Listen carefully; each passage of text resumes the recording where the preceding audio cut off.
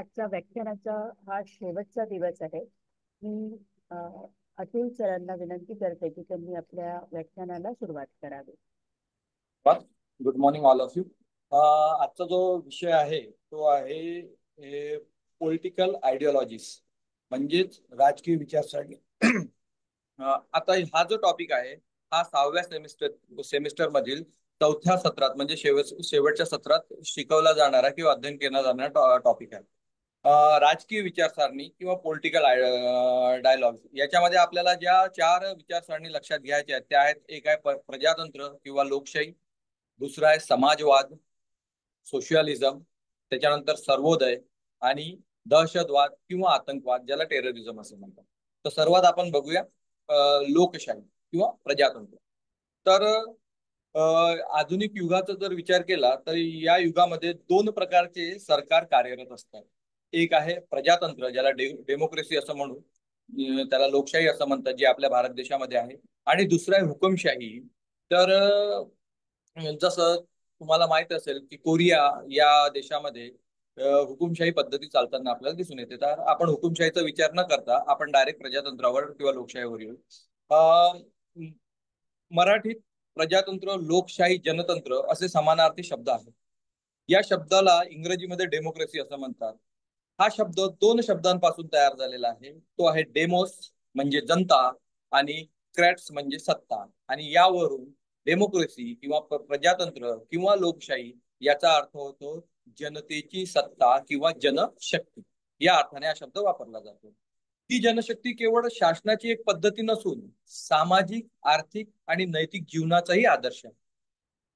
जसे मानवाच्या जीवनाचा एक सर्वोच्च आदर्श असतो, तो आदर्श प्राप्त करण्यासाठी ही पद्धती आपल्याला मदत करत असते. ही शासन पद्धती आपल्याला जीवन जगण्यासाठी प्रेरित करत असते. प्रजातंत्र एक सामाजिक आदर्श देखील आहे. अब्राहम लिंकन याने प्रजातंत्राची जी डेफिनेशन दिलेली आहे ते असतो असं म्हणतो की जनतेचे, जनतेद्वारा आणि जनतेसाठी असलेले शासन म्हणजेच प्रजातंत्र. गिडिंग्स यांनी प्रजातंत्राचा अधिक व्यापक अर्थ सांगितलेला आहे. त्याच्या मते प्रजातंत्र हे केवळ शासनाचे स्वरूप नाही,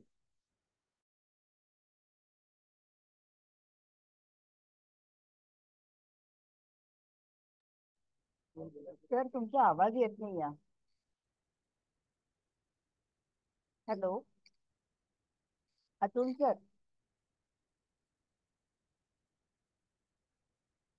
हॅलो. संस्थात्मक आत्ता आला. यामध्ये हे आवाजच नव्हता आपला. आला आता आवाज. हो, आत्ता आला. लोकशाही असा शासन हा असा संस्थात्मक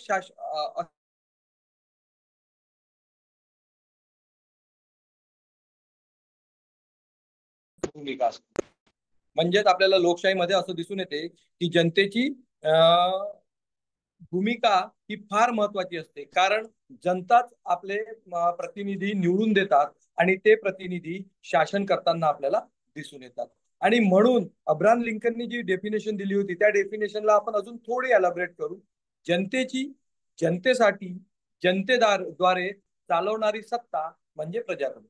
म्हणजे जनता काय म्हणतात, प्रतिनिधित्व निवडून देते. प्रतिनिधी निवडून देतात. ते कोणासाठी निवडून देतात तर स्वतःसाठीच म्हणजे जनतेसाठीच निवडून देतात. आणि ते चालवलं कोणाद्वारे जाते, जनतेद्वारे चालवलं जाते. का बरं? कारण प्रतिनिधी हे कोण निवडून देत असतात, जनतेद्वारे निवडून दिले असतात.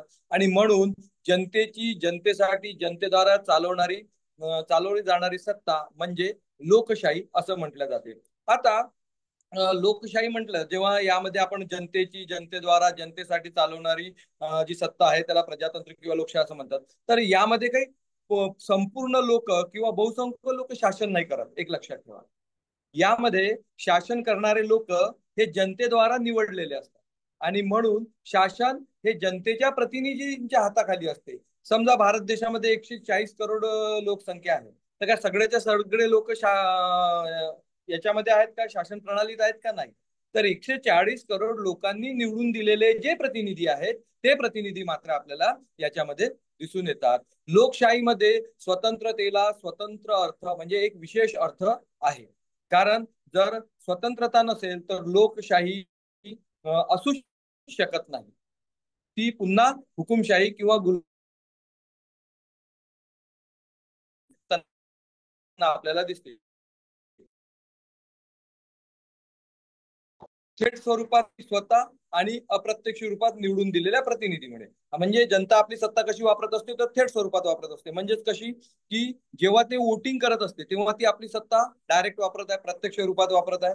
आणि अप्रत्यक्ष रूपात केव्हा वापरते, जेव्हा जनतेचा प्रतिनिधी निवडून दिला जातो आणि तो प्रतिनिधी जेव्हा शासन चालवत असतो तेव्हा ती सत्ता अप्रत्यक्ष रूपात येत असते. लोकशाहीचे उद्दिष्ट संपूर्ण जनतेचे कल्याण आहे. म्हणजे लोकशाहीमध्ये कुठल्याही एका वर्गाच्या कल्याणाचा विषय ठेवलेला नाही, तर संपूर्ण जनतेच्या. म्हणजे एखाद्या देशात जर समजा लोकशाही असेल तर त्या देशातील लोकशाहीचा मुख्य उद्देश त्या संपूर्ण देशाच्या कल्याण असतं, हे लक्षात ठेवा. अशी सरकार व्यवस्था ज्यामध्ये सार्वभौमकता जनसामान्यामध्येच असते तीच लोकशाही होय. म्हणजे सार्वत्रिकता ही कुठे दिसून येते तर जनसामान्यामध्ये दिसून येते, त्यालाच लोकशाही असे म्हणतात. राज्य हे व्यक्तींच्या गरजा पूर्ण करण्यासाठी असलेली एक समिती आहे, परंतु जनतेच्या गरजा जनतेचे प्रतिनिधीच ओळखू शकतात. त्यामुळे जनता आपल्या प्रतिनिधी निवडत असते आणि तेच राज्य कारभार करत असतात. म्हणजे आपल्याला असं दिसते की जनतेला काय, जनतेच्या समस्या काय आहेत, जनतेला काय आवश्यक आहे हे कोण ओळखू शकते, जनताच ओळखू शकते किंवा जनतेचा प्रतिनिधी ओळखू शकते. आणि म्हणून जनता आपला प्रतिनिधी लोकशाहीमध्ये निवडून देत असतो आणि तो राज्यकारभार सांभाळत असतो. म्हणजेच अप्रत्यक्ष रूपात जनतेच्या हातामध्येच त्या देशाचा राज्यकारभार असलेला आपल्याला दिसून येतो. जनतेने तयार केलेल्या कायद्यांचे पालन सर्वजण करतात, कारण हे त्यांच्या द्वारेच बनलेले कायदे असतात. त्यामुळे या राज्यात बलप्रयोगाची आवश्यकता भासत नाही. लोकशाहीचा आधार शक्ती नसून विवेक आहे. म्हणजेच लोकशाहीमध्ये जनताच जर कायदे तयार करत असेल, जनतेद्वाराच ते चालवले जात असेल, जनतेला ते पालन करणे अनिवार्य असेल, तर इथे मात्र आपल्याला कशी बलाची आवश्यकता नसते. एखादा नियम तयार झाला, तो जर जनतेच्या उपयोगाचा असेल तर संपूर्ण जनतेने त्याचं पालन करावं असं लोकशाहीमध्ये म्हटलेलं जाते.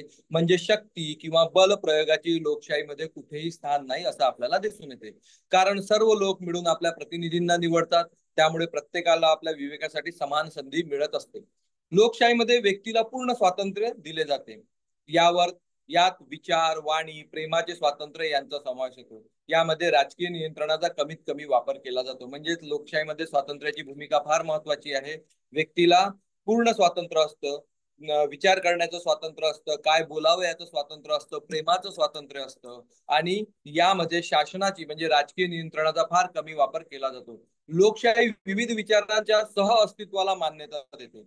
मतभेद स्वाभाविक असतात आणि त्यांचे समाधान शारीरिक बळाने नव्हे तर निवडणुकीच्या माध्यमातून होते. म्हणजेच काय, इथे सह अस्तित्व दिसते, सर्वांचं अस्तित्व दिसते. मतभेद असू शकतात, बरोबर आहे. आता ते मतभेद सोडवायचे कसे, तर ते मतभेद शारीरिक बळाने सोडवता येणार नाही, तर ते मतभेद निवडणुकीच्या माध्यमातून सोडवले जाते. निवडणुकीत जो विजयी होतो तो समाजाच्या मताचा प्रतिनिधी मानला जातो. या प्रकारे राजकीय सत्ता समुदायाच्या विचारांना मान्यता देते आणि समाजाच्या शासनावर अधिकार राहत असतो. आता आपल्याला असं दिसून येते की शासन प्रणाली म्हणून लोकशाहीसाठी आवश्यक काही अटी असतात. एक, विचार आणि पक्षाचं सह अस्तित्व. म्हणजे जो विचार आहे आणि पक्ष आहे याच्यामध्ये सह अस्तित्व असायला पाहिजे. स्वतंत्र चर्चा आणि वादविवादाचे अधिकार, प्रत्येक प्रौढ व्यक्तीस मतदानाचा अधिकार, निश्चित कालावधीत निवडणुका, ह्या सर्व गोष्टी लोकशाहीच्या आवश्यक अटी आहेत. आता लोकशाही एक आदर्श म्हणून आहे. आता यामध्ये काय असते तर यामध्ये आपल्याला असं दिसते की जनतेची सार्वभौमता असते. प्रत्येक लोकशाहीमध्ये जनता ही महत्वाची असते. इथे सार्वत्रिकता लक्षात घेऊन शक्तीचा प्रयोग न करता विवेक बुद्धीद्वारे काय केलं जाते, शासन स्थापित केलं जाते. तसंच तसंच मानवी संबंधामध्ये विवेकाला प्राधान्य इथे दिलं जाते. त्यामुळे बलप्रयोग लोकशाहीच्या आदर्शाच्या विरोधात असलेला आपल्याला दिसून येतो. दुसरं आपण बघितलं आहे स्वातंत्र्य. लोकशाहीचा मुख्य घटक म्हणजे स्वातंत्र्य. व्यक्ती स्वातंत्र्यावरच व्यक्तीच्या अधिकारांचा आधार असतो. प्रत्येक व्यक्तीला स्वतःचे अधिकार असतात आणि या व्यक्तीच्या अधिकाराशी निगडीत दुसऱ्याचे कर्तव्य असतात. म्हणजे आपल्याला असं दिसते की जे अधिकार, जे एखाद्या व्यक्तीला जे अधिकार असेल ते दुसऱ्या दृष्टिकोनातून कर्तव्य होताना दिसते. आणि म्हणजेच प्रत्येक व्यक्तीने आपले अधिकारचं पालन करायचेच आहे, त्याचबरोबर कर्तव्याचे सुद्धा पालन करणे आवश्यक आहे. म्हणून अधिकार आणि कर्तव्याचे पालन करण्यासाठी स्वातंत्र्याची नितांत आवश्यकता असते. आणि लोकशाहीमध्ये स्वातंत्र्याला फार महत्वाचे स्थान आहे. समानता. लोकशाहीमध्ये सर्व व्यक्ती समान असतात. जाती, धर्म, लिंग, आर्थिक परिस्थिती यावर लोकशाही आधारलेली नाही.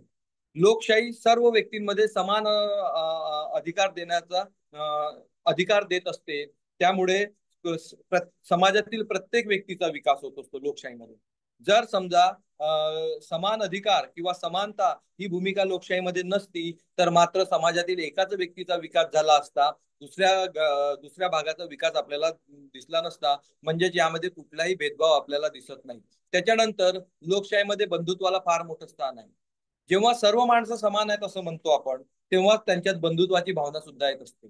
समानतेमुळे बंधुभाव निर्माण होतो. या भावनेमुळे शोषण, द्वेष, परस्पर भेदभाव नष्ट होताना दिसतात. प्रत्येक व्यक्ती आपल्या कृत कर्मासाठी नैतिकदृष्ट्या स्वतः जबाबदार असतो. लोकशाही सरकार स्थापन केले जाते. या सरकारचे गठन किंवा संचालन एका संविधानानुसार केले जाते. आपल्याला माहित आहे की आपल्या भारत देशाचं एक संविधान आहे आणि त्या संविधानानुसारच लोकशाही सरकारचं गठन किंवा संचालन केलं जाते.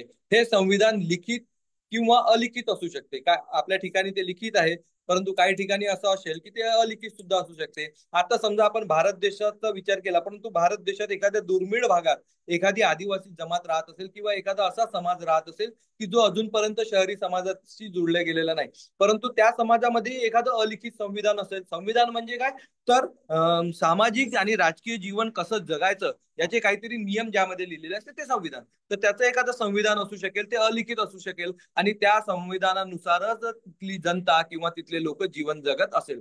आंतरस्तरीय स्तरावर लोकशाहीच्या आदर्श आत्मनिर्णय आणि न्याय तसेच विवेकाला प्राधान्य देतो. लोकशाहीचा आदर्श हा व्यक्तिवाद, समाजवाद, राष्ट्रवाद आणि बहुवाद यांचे मिश्रण आहे. म्हणजे लोकशाहीमध्ये आपल्याला व्यक्तिवादी दिसतो, समाजवादी दिसतो, राष्ट्रवादी दिसतो आणि बहुवाद सुद्धा दिसतो. हा कोणताही स्थिर किंवा कट्टरपंथी आदर्श नाही. म्हणजे एखादा निश्चित किंवा एखादा कट्टरपंथीयांचा आदर्श नाही. लोकशाहीचे दोन प्रमुख प्रकार आहेत.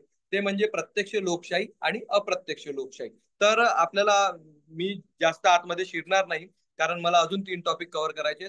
तर आपल्याला असं दिसते की लोकशाही म्हणजे काय, जनतेसाठी जनतेच्या विकासासाठी जनतेद्वारा चालविणारे शासन म्हणजे लोकशाही, अशी लोकशाहीची व्याख्या आपल्याला दिसून येते. लोकशाहीमध्ये समानता, बंधुत्व, सार्वत्रिकता या सर्व गोष्टी दिसून येतात. आणि म्हणून लोकशाही शासन प्रणालीचं एक आदर्श तत्व आहे असं म्हणण्यात हरकत नाही.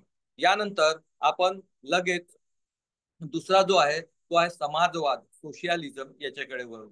आता समाजवाद म्हणजे काय तर भांडवलशाहीच्या विरोधी विचारसरणी म्हणजे समाजवाद. की भांडवलशाहीमध्ये जिथे असं म्हटलं जाते की सत्ता किंवा भांडवल हे कुठल्या तरी एकाच वर्गाकडे असेल आणि बाकीचे वर्ग त्याच्यापासून दूर राहतील, तर अशी ही जी विचारसरणी आहे भांडवलशाहीची, या विचारसरणीच्या विरोधी जी विचारसरणी असेल तिला समाजवाद म्हणतो. समाजवादामध्ये वर्गरहित समाजाचा उल्लेख केलेला आहे. म्हणजे समाजामध्ये कुठलाही श्रीमंत नाही, गरीब नाही, मालक नाही, नौकर नाही, बरोबर आहे, असा वर्गरहित समाजाचा उल्लेख इथे केला जातो. जिथे आर्थिक क्रिया सार्वजनिक नियंत्रणाखाली चालवल्या जातात. म्हणजे समाजवादामध्ये काय दिसते की आर्थिक क्रिया कशा असतात, सार्वजनिक नियंत्रणाखाली चालवल्या जातात. एखादं आर्थिक क्षेत्र असेल तर ते सर्वांसाठी ओपन असतं, ते कुठल्याही एका व्यक्तीसाठी ओपन नसतं. आणि म्हणून तुम्ही पहा की ज्या मोठ्या मोठ्या कंपन्या आहेत किंवा मोठे मोठे जे युनिट आहेत देशातील, ते युनिट सरकारकडे असतात.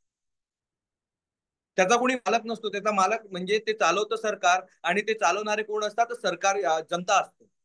आणि म्हणून समाजवादामध्ये काय म्हणता येईल, आर्थिक क्रिया सार्वजनिक नियंत्रणाखाली असून दिसते. म्हणजे समाजवादामध्ये खाजगी संपत्तीला कोणतेही स्थान दिलेले नाही. समाजवादामध्ये समाजाच्या सर्वांगीण एकतेला महत्व दिले जाते. व्यक्तिगत प्रगतीपेक्षा सामाजिक प्रगती अधिक महत्वाची मानली जाते. समाजवादामध्ये सामाजिक आणि आर्थिक असमानता दूर करून वर्गरहित समाजाची स्थापना करण्याचा प्रयत्न केला जातो. म्हणजे कुठल्याही प्रकारची सामाजिक आणि आर्थिक असमानता समाजवादामध्ये आपल्याला दिसून येत नाही. समाजवादामध्ये जमीन आणि मोठ्या उद्योगधंद्याची मालकी राज्याकडे असते. मी आताच म्हटलं की काही असे क्षेत्र आहेत की ज्याची मालकी कोणाकडे असते, राज्याकडे असते. मग ती जमीन असो किंवा मोठे उद्योगधंदे असो. आणि जमीन आणि उत्पादनाची अन्य साधने सार्वजनिक मालमत्ता मानली जातात आणि लोकांच्या हितासाठी त्याचा उपयोग केला जातो. त्यामुळे समाजवाद सामाजिक नियंत्रणाला पाठिंबा देतो. जसं आता आपण एक छोटंसं उदाहरण घेऊ इथे की आपल्या नागपूरमध्ये मेडिकल हॉस्पिटल आहे. आता समजा हे मेडिकल हॉस्पिटल कुठल्या तरी एखाद्या व्यक्तीला किंवा त्याचं समजा प्रायव्हेटायझेशन झालं, तर जी मोफत सुविधा, जी मोफत आरोग्य सुविधा आपल्याला मिळणार आहे किंवा जनतेला मिळते, ती मिळू शकेल का? नक्कीच मिळू शकणार नाही. कारण जिथे काय म्हणतात प्रायव्हेटायझेशन झालं, तिथे भांडवल आलं, पैसा आला, कमाई आली, बरोबर आहे की नाही, मिळकत आली, म्हणजे प्रॉफिटच्या दृष्टिकोनातून त्या युनिटकडे बघितलं जाईल. परंतु आपल्याला असं दिसते की गव्हर्नमेंट मेडिकल हॉस्पिटल जे सगळे आहेत ते कोणाच्या अधिपत्याखाली आहेत? गव्हर्नमेंटच्या अधिपत्याखाली आहेत. आणि त्याचा उपयोग कोणासाठी करायचा आहे? तर वर्गरहित समाज किंवा काय म्हणता येईल की आर्थिक समानता असणारे जे लोक आहेत त्या लोकांसाठी तो केला जातो. म्हणजे गरीब, सामाजिक दृष्ट्या काय म्हणतात वंचित असेल अशा लोकांसाठी सुद्धा हे सगळे युनिट उपलब्ध असतात. आणि म्हणून समाजवाद हा कसा आहे, भांडवलशाहीच्या विरुद्ध असलेले संघटना आपल्याला दिसून येते. समाजातील अशा संघटना ज्या उत्पादनाची वितरणाची साधने, भांडवल व जमीन संपूर्ण समाजाच्या ताब्यातून नियंत्रणाखाली असावीत असे प्रतिपादतात, त्याला समाजवाद असे म्हणतात. ओके. आता समाजवादामध्ये आपल्याला एक गोष्टीचं एक म्हणजे आपल्या देशामध्ये जो समाजवाद दिसून येतो तो समाजवाद आहे लोकशाही समाजवाद, ज्याला डेमोक्रेटिक सोशलिझम असे म्हणतात. आता डेमोक्रेटिक सोशलिझम नेमकं काय आहे आणि त्याबद्दल त्याच्यात काय सांगितलेलं आहे याचा आपण विचार करू तर आपल्याला असं दिसते की जवाहरलाल नेहरू हे एक भारतीय राजकारणी होते. त्यांनी 1947 ते 1964 या कालावधीमध्ये पंतप्रधान पद भूषवलेले आहे. नेहरूंनी भारतीय संदर्भात एक नवीन संकल्पना मांडली आणि ती म्हणजे लोकशाही समाजवादाची. आता लोकशाही समाजवादामध्ये काय असते तर जवाहरलाल नेहरू यांनी लोकशाहीचे वर्णन करताना म्हटलंय समाजाच्या आत्मशक्तीचा मार्ग असे त्यांनी केलेले आहे. म्हणजे समाज जो असतो, समाज हा कोणाचा असतो? समुदायांनी, लोकांनी मिळून बनलेला असतो. आणि या लोकांच्या आत्मशक्तीचा जो मार्ग असतो तो म्हणजे लोकशाही असं त्यांनी म्हटलेलं आहे. आता त्यांनी काही गोष्टींवर काही याच्यावर काही पैलूंवर दृष्टिक्षेपही टाकलेला आहे. त्याच्यामध्ये एक आहे की वैज्ञानिक समाजवाद.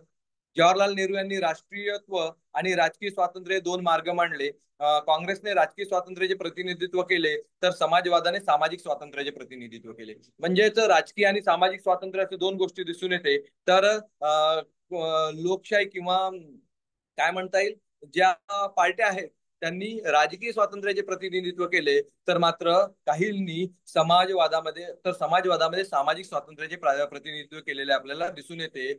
त्यानुसार राजकीय स्वातंत्र्याशिवाय सामाजिक व आर्थिक स्वातंत्र्य शक्य नाही. म्हणजेच असं ते म्हणतात की लोकशाही समाजवादामध्ये आपल्याला असं दिसून येते की तुम्हाला जर राजकीय स्वातंत्र्य मिळालं त्याचबरोबर तुम्हाला सामाजिक आणि आर्थिक स्वातंत्र्य सुद्धा मिळत असतं. राजकीय प्रवृत्ती असलेल्या वर्गांचे वर्चस्व. राजकीय प्रवृत्ती असलेल्या वर्गांनी राष्ट्रवादावर वर्चस्व गाजवले. मात्र नेहरू चेतावणी देतात की राष्ट्रवाद स्वतःच भारतासह जगातील मोठ्या समस्याचे समाधान देऊ शकत नाही. त्यामुळे राष्ट्रीय स्थिती अडचणीत येते. आणि म्हणून त्यांनी काय म्हणतात राष्ट्रवादापेक्षा समाजवादाला जास्त महत्व दिलेले दिसून येते.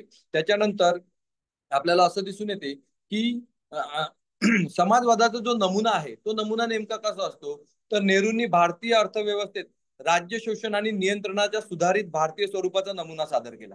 त्यांनी 1951 मध्ये पहिला पंचवार्षिक योजना आखली ज्यामध्ये सरकारच्या उद्योग आणि शेतीतील गुंतवणुकीचे नियोजन करण्यात आले. म्हणजेच आपल्याला असं दिसतं की वर्गरहित समाज जर निर्माण करायचा असेल तर सरकारची काय भूमिका असते. त्यांनी उद्योगांमध्ये आणि शेतीमध्ये गुंतवणुकीचे नियोजन ऐकले. व्यावसायिक आणि उत्पन्न कर वाढवून नेहरूंनी मिश्र अर्थव्यवस्थेची संकल्पना मांडलेली आपल्याला दिसून येते.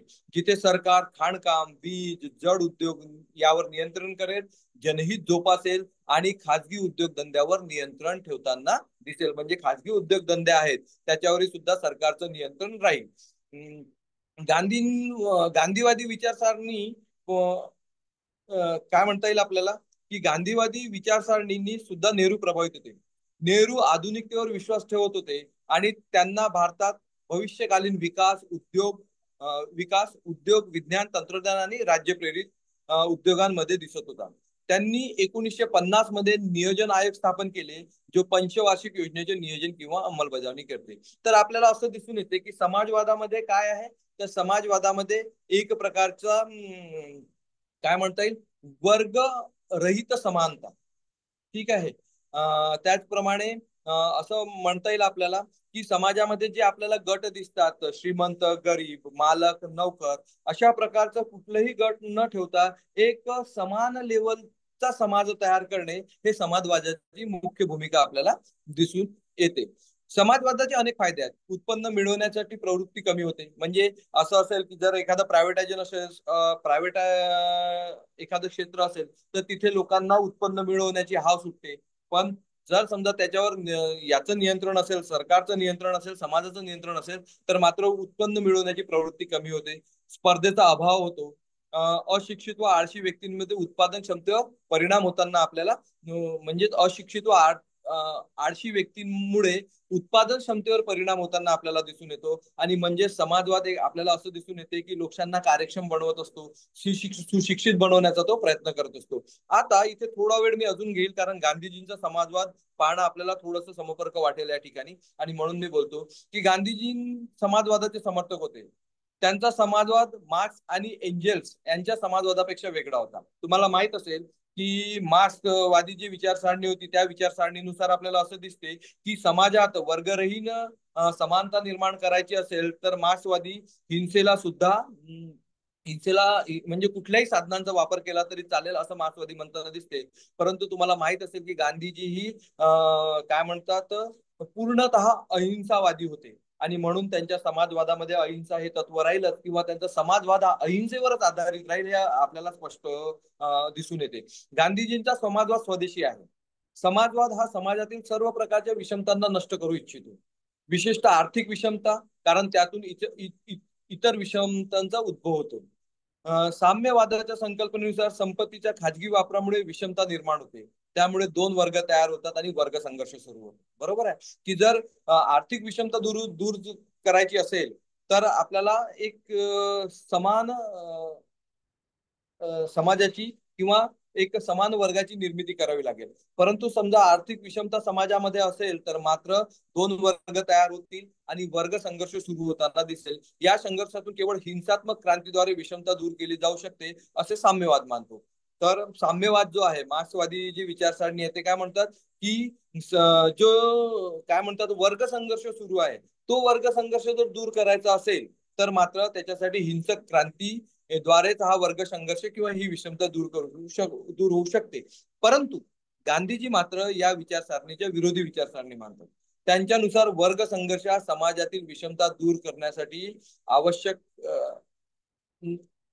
वर्ग संघर्ष समाजातील विषमता दूर करण्यासाठी हिंसात्मक क्रांती ऐवजी अहिंसा किंवा प्रेमाने ते दूर केले जाऊ शकते असं त्यांचं मत आहे.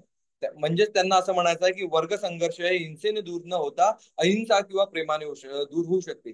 त्यांच्या वाद त्यांच्या अहिंसेच्या तत्वज्ञानाचा परिणाम आहे. अहिंसा आणि सामाजिक विषमता म्हणजे सामाजिक अन्याय परिस्थिती विरोधी आहेत. म्हणून जो अहिंसेचा मार्ग स्वीकारेल तो सामाजिक समतेला प्रोत्साहन देईल, हे समाजवादाचे सार असलेले आपल्याला दिसून येते. म्हणजेच एकंदरीत गांधीजी असे म्हणतात की वर्ग संघर्ष किंवा जी वर्ग संघर्ष जर दूर करायचा असेल तर काही विचारसरणी असे म्हणतात की हिंसेचा वापर करून वर्ग संघर्ष दूर करता येतो.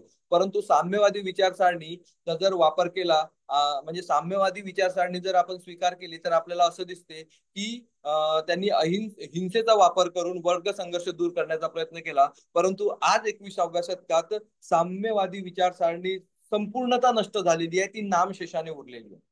गांधीजी यामध्ये असं म्हणतात की जर वर्ग संघर्ष दूर करायचा असेल तर तुम्हाला अहिंसेचाच वापर करायला पाहिजे. अहिंसे किंवा प्रेमानेच वर्ग संघर्ष दूर करू शकतो. म्हणजेच गांधींचा समाजवाद हे त्यांच्या अहिंसेच्या तत्वज्ञानावर आधारलेले आपल्याला दिसून येते. एकूणच लोकशाही समाजवाद हा भारताच्या भौतिक परिस्थितीच्या विकासासाठी आणि प्रत्येक व्यक्तीच्या फायद्यासाठी एक योजना आहे. याच वेळी प्रत्येक समाजाच्या कल्याणाची समान महत्वाची भूमिका असलेली आपल्याला दिसून येते. तर आता आपण समाजवाद थोडक्यात बघितला. आता आपण येऊ सर्वोदय. आता सर्वोदय हा कुठल्याही प्रकारचा वाद नाही, तर तो एक सामाजिक संकल्पना आदर्शात्मक संकल्पना आहे. सर्वोदय म्हणजे सर्वांचा उदय किंवा सर्वांचा विकास किंवा सर्वांचा उत्कर्ष. आता ही सर्वोदय ही संकल्पना फार प्राचीन आहे. हजारो वर्षापासून भारतीय विचारवंतांनी सर्वोदयाची संकल्पना मांडलेली आहे. की सर्वांचा विकास व्हायला पाहिजे, सर्वांचा उदय व्हायला पाहिजे.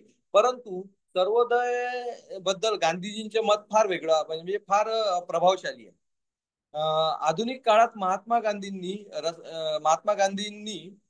रस्किनची जी अन टू धिस लास्ट या पुस्तकाची प्रेरणा त्यांना मिळाली आणि त्यांनी या पुस्तकाचा अनुवाद केला आणि त्या पुस्तकाच्या अनुवादाला त्यांनी सर्वोदय हे नाव दिलं. तर आपल्याला असं दिसून येते की रस्किन यांनी त्यांच्या पुस्तकात प्रामुख्याने 3 गोष्टी मांडल्या. व्यक्तीचे कल्याण समाजाच्या कल्याणातच आहे, हे आपण शिकतच असतो. आपल्या नीतिशास्त्रामध्ये आपल्याला माहितच आहे की प्रत्येक व्यक्तीचे कल्याण हे समाजाच्या कल्याणात आहे. समाज चांगला तर व्यक्ती चांगला आणि व्यक्ती चांगला तर समाज चांगला. वकील असो किंवा चांभार, दोघांच्या कार्याचे मूल्य समान आहे, कारण प्रत्येक व्यक्तीला आपल्या व्यवसायानुसार उदरनिर्वाह करण्याचा समान हक्क आपल्याला दिसून येतो. तिसरं असं आहे की शारीरिक श्रम करणारे जे जीवन हेच खरे आणि सर्वोत्कृष्ट जीवन आहे. म्हणजे त्यांनी शारीरिक श्रमाला महत्व दिले. त्यांनी काय म्हणता येईल, कुठल्याही व्यक्तीच्या कामावरून त्याचे मूल्यमापन होत नाही. मग तो वकील असो किंवा चांभार असो, प्रत्येकाला जीवन जगण्याचा अधिकार आहे. त्याच्या व्यवसायातून तो आपला उदरनिर्वाह करू शकतो आणि व्यक्ती कल्याण हे समाजाच्या कल्याणातच अंतर्निहित आहे असं त्यांचं म्हणणं आहे. या तत्वावर आधारित सामाजिक आदर्श गांधीजींनी मांडला, ज्याला त्यांनी नाव दिलं सर्वोदय.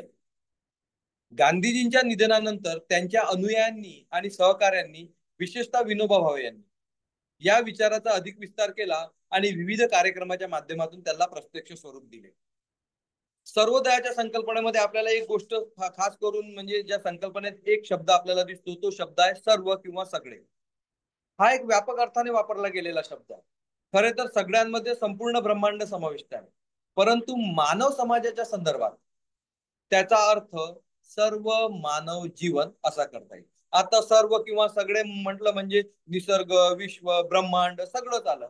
पण गांधीजी जेव्हा सर्वोदयाची संकल्पना वापरतात आणि ती मानव समाजाच्या संदर्भात वापरत असतात, तेव्हा तिथे आपल्याला एक गोष्ट दिसून येते आणि ती गोष्ट म्हणजे त्या शब्दाचा जो अर्थ असतो सर्व मानव जीवन.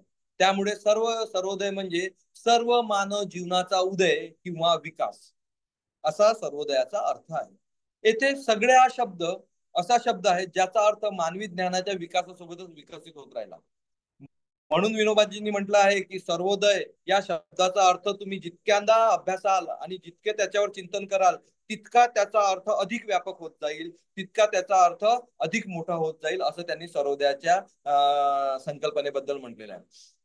सर्वांच्या सुखासाठी कल्पना इतर तत्ववेत्यांनी केली, पण ते सगळ्यांच्या विचारापर्यंत पोहोचत असताना मध्येच थांबतात. आता तुम्हाला माहित असेल, आपण नीतिशास्त्रामध्ये शिकतो मिल आणि बेंथम, जास्तीत जास्त लोकांचे जास्तीत जास्त सुख, हे त्यांनी हा शब्दप्रयोग वापरलेला आहे. म्हणजे मिल आणि बेंथम यांच्यामध्येही लोकांच्या कल्याणाची चर्चा केलेली आपल्याला दिसून येते.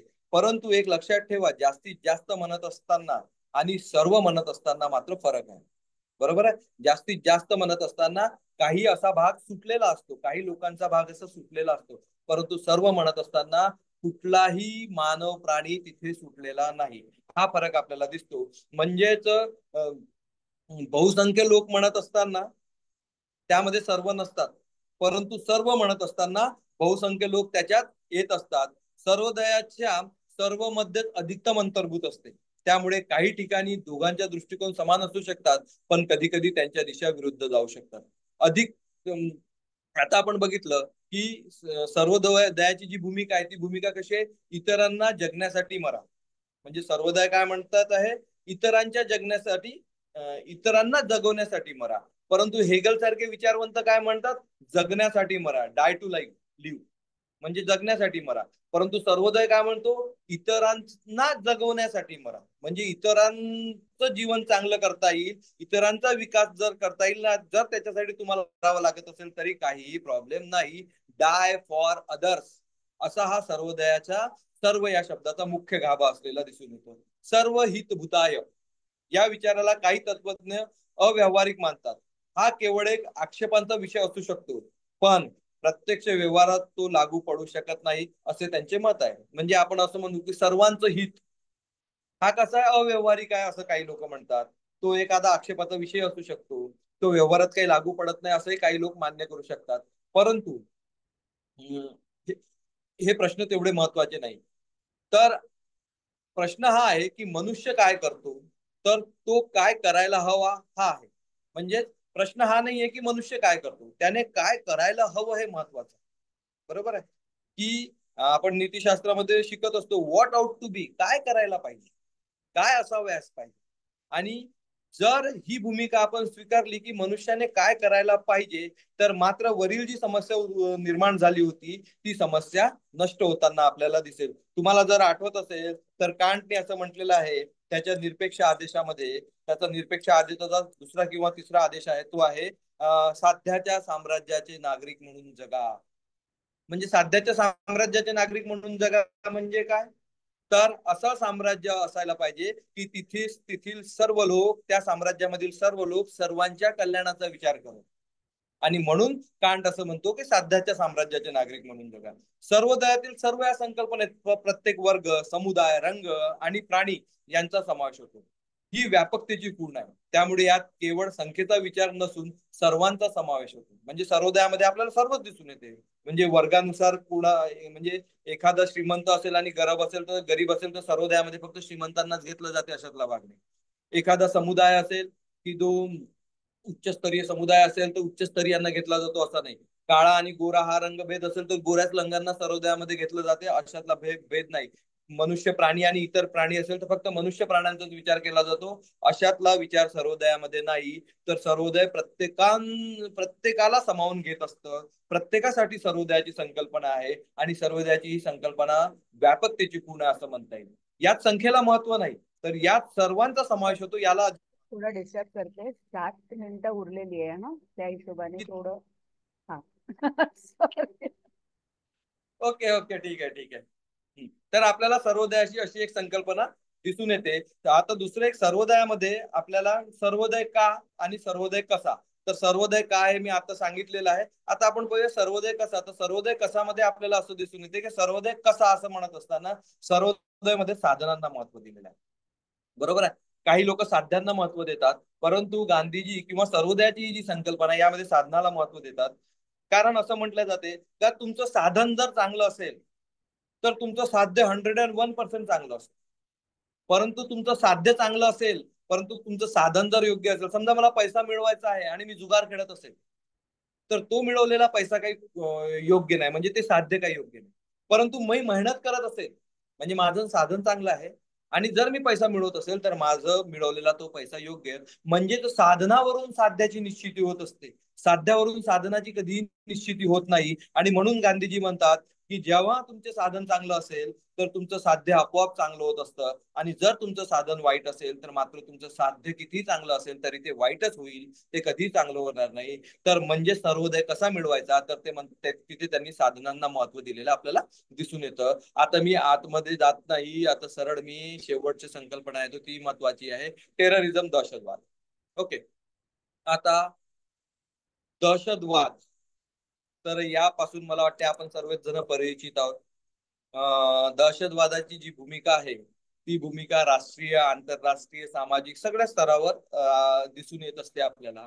आणि हा एक अत्यंत विचार करणारा आणि गुंतागुंतीचा असा विषय. दहशतवाद हा आजच्या काळातील सर्वाधिक आंतरराष्ट्रीय स्तरावर चर्चेला जाणारा विषय आहे. हा सतत बदलणारा आणि गुंतागुंतीचा विषय होऊन बसलेला आहे. दहशतवाद हा शब्द फ्रेंच राज्यक्रांतीनंतर 1793 मध्ये मॅक्सिमिलियन रेबेस्पिरियन रेने सुरू केलेल्या रेन ऑफ रेटर, भीतीच्या राज्य यावरून आला. म्हणजे दहशतवादाच्या शब्दाचा the rain of terror, sorry rater नाही, रेन ऑफ टेरर म्हणजे भीतीचे राज्य, यापासून हा शब्द आलेला आपल्याला दिसून येतो. दहशतवाद शतकानुशतके विविध पद्धतीने वापरला गेलेला आहे. 1960 नंतर तो अधिक तीव्र स्वरूपात समोर आला. 1960च्या दशकाच्या उत्तरार्धात आंतरराष्ट्रीय दहशतवाद महत्वाचा विषय बनला. त्याच्यानंतर आपण आधी थोडं पुढे जाऊया. दहशतवादाचा विकास फ्रेंच राज्यकांत्रीपासून आजच्या काळातील एका विशेष गुन्ह्याच्या स्वरूपात झालेला आहे, ज्याला राजकीय, धार्मिक, वांशिक आणि सामाजिक पैलू असतात. सामान्य गुन्हे लोभ आणि भावनांमधून घडतात, तर दहशतवाद हा मुख्यतः राजकीय हेतूने प्रेरित असतो आणि तो सत्ता प्राप्त करणे, वापरणे किंवा ती टिकवून ठेवण्याचा प्रयत्न करतो. दहशतवाद म्हणजे राजकीय उद्दिष्ट साध्य करण्यासाठी हिंसाचाराचा किंवा हिंसाच्या धमकीचा वापर करणे आहे. म्हणजे दहशतवादामध्ये ज्या साधनाचा वापर केला जातो ते साधन नेहमी हिंसात्मक असते. इथे अहिंसात्मक साधनाचा कोणत्याही प्रकारे वापर केला जात नाही. दहशतवादाची सार्वत्रिक व्याख्या नाही आहे. अनेक परिभाषित युद्ध गुन्हे आणि मानवतेविरुद्ध गुन्ह्यांचा समावेश होतो.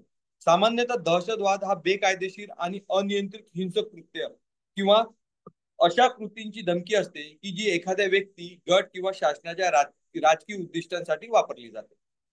संयुक्त राष्ट्रसंघाच्या व्याख्येनुसार, आता संयुक्त राष्ट्रसंघाने म्हणजे त्यांनी असं म्हटलेलं आहे की दहशतवादाची अशी सामान्य व्याख्या देता येत नाही, परंतु संयुक्त राष्ट्रसंघाची सामान्य जी व्याख्या देत आहे त्या व्याख्येनुसार आपल्याला असं दहशतवाद म्हणजे कोणत्याही नागरी शक्तीला किंवा लढाईमध्ये भाग न घेणाऱ्या इतर कोणत्याही व्यक्तीला मृत्यू किंवा गंभीर दुखापत करण्याच्या उद्देशाने केलेला असे कोणतेही कृत्य जो एखाद्या समाजाला घाबरविण्यासाठी किंवा सरकार किंवा आंतरराष्ट्रीय संस्थेला काही करण्यास किंवा न करण्यास भाग पाडण्यासाठी केला जातो. म्हणजेच दहशतवादाची जी व्याख्या संयुक्त राष्ट्रसंघाने दिलेली आहे त्यामध्ये आपल्याला असं दिसून येते की सरकारला घाबरवण्यासाठी, सरकारला दडपशाही आणण्यासाठी, त्या देशातील लोकांना घाबरवण्यासाठी जो हिंसात्मक प्रयोग केला जातो त्याला आपण काय म्हणता येईल, दहशतवाद असं म्हणता येईल. दहशतवादाच्या 5 महत्वाच्या बाबी आहेत. हिंसक कृतीचा समावेश, प्रेक्षक वर्ग, भीतीचे वातावरण निर्माण करणे, निरपराध व्यक्तींना लक्ष्य करणे आणि राजकीय उद्दिष्ट साध्य करण्याचा प्रयत्न करणे. आता हे झाले दहशतवाद. आता दहशतवादाचे अनेक प्रकार आहेत. एक आहे राज्यप्राय दहशतवाद. सामान्यतः दहशतवाद म्हणजे राज्यस्तर व्यक्तींनी केलेले कृत्य असे मानले जाते. जसं इंडिया पाकिस्तान नेहमी काही ना काही सुरू असतं, बरोबर आहे. तर हा राज्यप्राय दहशतवाद आहे. जैविक दहशतवाद, बरोबर आहे. जैविक दहशतवाद म्हणजे विषारी जैविक घटकांच्या हेतू पुरस्कार प्रसार करून नागरिकांना इजा करणे किंवा घाबरवणे.